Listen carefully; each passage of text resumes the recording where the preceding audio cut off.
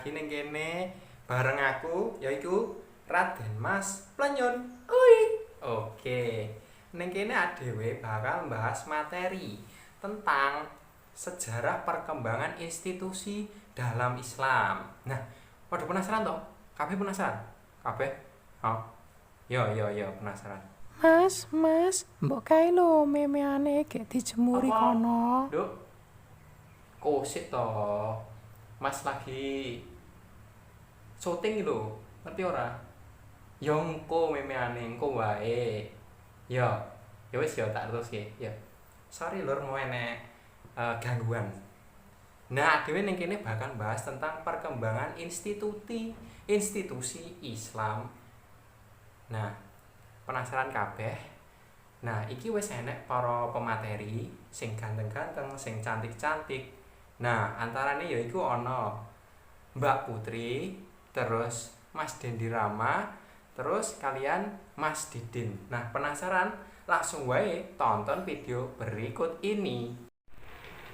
Di sini saya akan menjelaskan mengenai apa sih yang dimaksud dengan institusi pendidikan Islam. Kata institusi ini berasal dari bahasa Inggris yang berarti lembaga atau adat. Nah, menurut Kamus Besar Bahasa Indonesia, institusi ini dapat diartikan sebagai lembaga, pranata, telah disusun, adat istiadat, kebiasaan, dan aturan-aturan.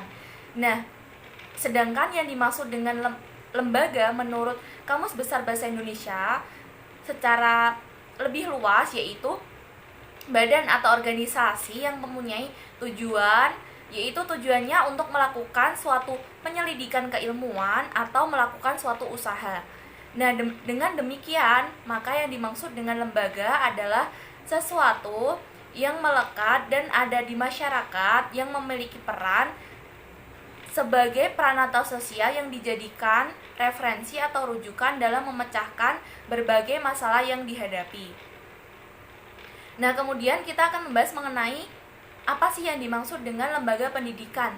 Nah, jadi lembaga pendidikan dapat diartikan sebagai lembaga atau tempat berlangsungnya proses pendidikan yang dilakukan dengan tujuan untuk mengubah tingkah laku individu ke arah yang lebih baik melalui proses interaksi dengan lingkungan sekitar.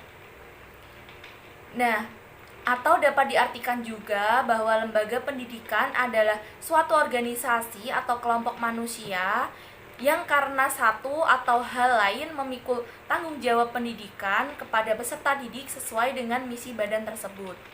Berdasarkan pengertian di atas, maka dapat kita pahami bahwa yang dimaksud dengan institusi pendidikan Islam atau lembaga pendidikan Islam itu adalah tempat atau organisasi yang menyelenggarakan pendidikan Islam yang memiliki struktur yang jelas serta bertanggung jawab atas terlaksananya pendidikan Islam tersebut.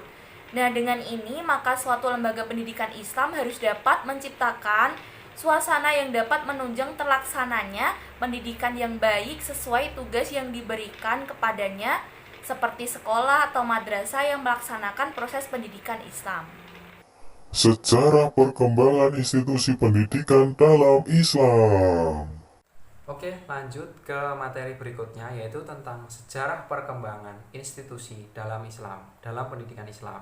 Nah, dalam sejarah pendidikan Islam itu dikenal banyak sekali tempat pendidikan dan pusat pendidikan dengan jenis, ciri, tingkatan, dan tafsir yang khas. Nah, itu banyak sekali di situ mengenai cirinya, tafsirnya yang khas, terus jenisnya, terus jenis tingkatannya. Di situ banyak sekali. Nah, dalam buku yaitu Al-Tarbiyah Al-Islamiyah dan Nasumuha, terus Ahmad Sahabi, nah itu menyebutkan tempat-tempat pendidikan tersebut, yaitu adalah antara lain Kutab, Al-Qusur, terus Manzil Al-Ulama, Al-Badiyah, dan Al-Madrasah. Oke, nah selanjutnya dalam pendidikan Islam itu dibagi menjadi dua kelompok, yaitu kelompok sebelum madrasah dan sesudah madrasah. Nah, hal ini menyebabkan bahwa madrasah itu dianggap sebagai tonggak perjuangan baru pendidikan Islam. Nah, menurut Abu Dinata, ia mengungkapkan ada beberapa lembaga pendidikan sebelum madrasah, yaitu diantaranya ada Kuktab dan Maktab, Masjid dan Jami, terus Sufah, terus Rumah Ulama, dan perpustakaan. Jadi ada 5 yang disebutkan oleh atau diungkapkan oleh Abu Dinata. Oke. Nah, lalu penasaran apa itu kuktab, maktab, masjid jami, terus sofa, rumah ulama, dan perpustakaan? Nah, yang pertama yaitu tentang kuktab dan maktab. Nah, menurut catatan sejarah, sebelum kedatangan Islam, masyarakat Arab itu sudah memiliki pendidikan, yaitu tentang pendidikan rendah, yaitu kuktab. Kuktab atau maktab berasal dari bahasa dasar yang sama atau kata dasar yang sama, yaitu kataba. Nah, itu yang artinya menulis. Sedangkan kuktab atau maktab berarti tempat atau tempat untuk menulis. Nah, di sana dilangsungkan kegiatan menulis. Nah, kebanyakan para ahli sejarah itu mengajarkan membaca dan menulis Al-Quran. Nah, kemudian itu meningkat pada pengajaran Al-Quran dan pengetahuan agama dasar. Nah, namun Abdullah Fajar itu membedakan bahwa maktab itu adalah istilah untuk zaman klasik, sedangkan untuk kutab itu adalah untuk zaman modernnya. Nah, selanjutnya yaitu tentang masjid dan jami. Nah, kedua tempat pendidikan ini sama-sama ya tentang tujuannya yaitu untuk memberikan pengajaran dalam agama. Kalau masjid, perbedaannya itu kalau masjid dibentuk pada zaman Rasulullah dan Khulafaur Rasyidin. Kalau jami itu pada dinasti Abbasiyah. Nah, selanjutnya itu sufah. Apa itu sufah? Sufah itu adalah tempat atau tempat tinggal bagi orang miskin yang melaksanakan pendidikan. Nah, Rasulullah ini pernah membangun as-sufah di utara Masjid Madinah dan Masjid Al-Haram. Selanjutnya yaitu ada rumah ulama. Rumah ulama digunakan untuk menimba ilmu atau menuntut ilmu dari santri-santrinya. Yang terkenal di sini ada rumah Ibnu Sina dan rumah Imam Al-Ghazali. Seperti itu ya kalau rumah ulama. Selanjutnya yaitu tentang perpustakaan. Yang terakhir, perpustakaan adalah suatu tempat pendidikan yang digunakan untuk menimba ilmu. Di situ tersedia buku-buku. Nah, ini pada zaman dinasti Abbasiyah. Nah, pada zaman Harun Ar-Rasyid, ini perpustakaan ini dibangun sangat besar sekali sehingga pendidikan pada masa itu sangat maju sekali. Oke, selanjutnya yaitu tentang sejarah institusi pendidikan Islam di Indonesia. Nah, itu ada 3 contohnya. Yang pertama yaitu masjid dan langgar, kedua pondok pesantren, yang ketiga itu manuasah, rangkang, dan daya. Nah, masjid dan langgar hampir sama ya pengertiannya, yaitu tempat untuk ibadah, tempat untuk menuntut ilmu, dan sebagainya. Kalau langgar itu dalam bahasa Jawa itu artinya lebih kecil daripada masjid atau musola. Nah, terus yang kedua yaitu pondok pesantren. Pondok berarti rumah dan pesantren itu berarti tempat pendidikan. Nah, di situ pondok pesantren biasanya terdapat dari santri-santri dan guru-guru. Gurunya di sini adalah yang disebut dengan pemuka agamanya, yaitu kiai. Nah, pondok pesantren ini masih berbasis tradisional ya, seperti itu. Lalu yang ketiga yaitu tentang manuasah. Nah, manuasah ini tidak hanya sebagai tempat untuk pendidikan saja, tetapi bisa untuk tempat penyampaian informasi, kenduri, menyambut pejabat, dan lain sebagainya. Nah, yang kedua yaitu ada rangkang. Rangkang itu adalah suatu tempat tinggal dari orang yang menuntut ilmu, atau di setiap masjid itu pasti ada rangkang atau tempat tinggalnya. Nah, yang ketiga yaitu daya.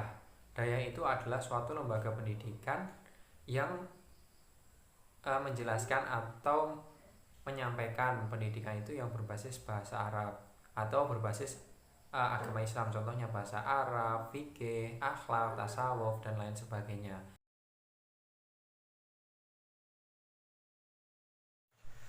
Assalamualaikum warahmatullahi wabarakatuh. Sebelumnya perkenalkan, nama saya Muhammad Didin Hafiduddin, NIM 193111212. Di sini saya akan memaparkan terkait macam-macam institusi pendidikan di Indonesia. Jadi, yang pertama ada lembaga formal. Pengertian dari lembaga formal ini adalah jalur pendidikan terstruktur dan berjenjang yang terdiri dari pendidikan dasar, pendidikan menengah, dan pendidikan tinggi. Untuk contoh dari lembaga formal ini ada TK, kemudian ada SD ataupun MI, ada MTS atau SMP, ada madrasah aliyah, SMA ataupun SMK. Kemudian ada juga perguruan tinggi yang meliputi akademi, politeknik, sekolah tinggi, institut, dan universitas. Kemudian selanjutnya yang kedua ada lembaga nonformal. Pengertian dari lembaga nonformal ini adalah jalur pendidikan di luar pendidikan formal yang dilaksanakan secara terstruktur dan berjenjang. Jadi lembaga pendidikan nonformal ini merupakan lembaga yang tersedia untuk warga negara yang tidak sempat mengikuti maupun menyelesaikan pendidikan pada jenjang tertentu dalam pendidikan formal. Kemudian untuk contoh dari lembaga nonformal sendiri ada taman penitipan anak, lembaga khusus, sanggar, lembaga pelatihan, kelompok belajar, pusat kegiatan belajar masyarakat, dan juga ada majelis taklim. Kemudian yang ketiga ada lembaga informal. Untuk pengertian lembaga informal ini adalah jalur pendidikan keluarga dan lingkungan, yang mana ruang lingkupnya ini lebih terarah pada keluarga dan masyarakat. Kemudian untuk ciri-ciri dari pendidikan informal sendiri, pendidikan ini berlangsung secara terus-menerus tanpa mengenal tempat dan waktu. Kemudian yang berperan sebagai guru ini adalah orang tua dan tidak adanya manajemen yang baku. Kemudian selanjutnya lembaga pendidikan Islam yang ada di Indonesia, yang pertama yaitu keluarga. Jadi tidak dapat dipungkiri bahwasanya keluarga ini merupakan pendidikan pertama bagi seorang anak, di mana seorang anak ini dilahirkan, diasuh, dididik, diarahkan, dan dibesarkan. Ini yang pertama adalah di keluarga. Kemudian yang kedua ada masjid. Jadi pada mulanya masjid ini merupakan sentral kebudayaan masyarakat Islam sebagai pusat pendidikan dan pusat pemukiman serta sebagai tempat ibadah dan iktikaf. Masjid juga berperan dalam pendidikan Islam, yang mana pada Rasulullah SAW pun dijadikan tempat untuk memberikan pelajaran. Kemudian yang selanjutnya ada majelis. Jadi majelis ini bisa diartikan juga kumpulan. Lembaga majelis ini biasanya dipimpin oleh syekh ataupun ustadz. Kemudian majelis yang dulunya ini diperuntukkan untuk forum-forum ilmiah yang membahas tentang berbagai disiplin ilmu pengetahuan, sekarang majelis ini lebih diperuntukkan bagi masyarakat yang ingin belajar agama dengan mengundang seorang ustadz maupun ustazah untuk memberikan pelajaran yang berkaitan dengan agama. Kemudian yang keempat ada pondok pesantren. Jadi pesantren ini mempunyai arti tempat orang berkumpul untuk belajar agama Islam. Pesantren merupakan lembaga pendidikan Islam yang di dalamnya syarat dengan pendidikan Islam dipahami dan dihayati serta diamalkan dengan menekankan pentingnya moral agama Islam sebagai pedoman hidup. Yang kelima ada madrasah. Jadi madrasah ini juga merupakan salah satu lembaga pendidikan yang berkembang di Indonesia. Madrasah ini berasal dari isim masdar dari kata darosa yang berarti sekolah untuk tempat belajar. Madrasah ini juga sering dipahami sebagai lembaga pendidikan yang berbasis agama. Kemudian yang selanjutnya ada perguruan tinggi agama Islam. Jadi perguruan tinggi keagamaan Islam ini merupakan perguruan tinggi yang berada di bawah naungan dari Kementerian Agama atau Kemenak. Sekian dari saya, kurang lebihnya mohon maaf. Wassalamualaikum warahmatullahi wabarakatuh. Mas, gendang lo dirampungi video niki. Dirampungi ora? Ayo, tangi. Weh ya, piye wis jelas ya kabeh ya mau. Ya wis sampai semono wae. Ibu tumbas beras lan ketan sing adon wong Kartasura. Menawi wonten kalepatan, kula nyuwun ngapura. Wassalamualaikum warahmatullahi wabarakatuh. Dadah.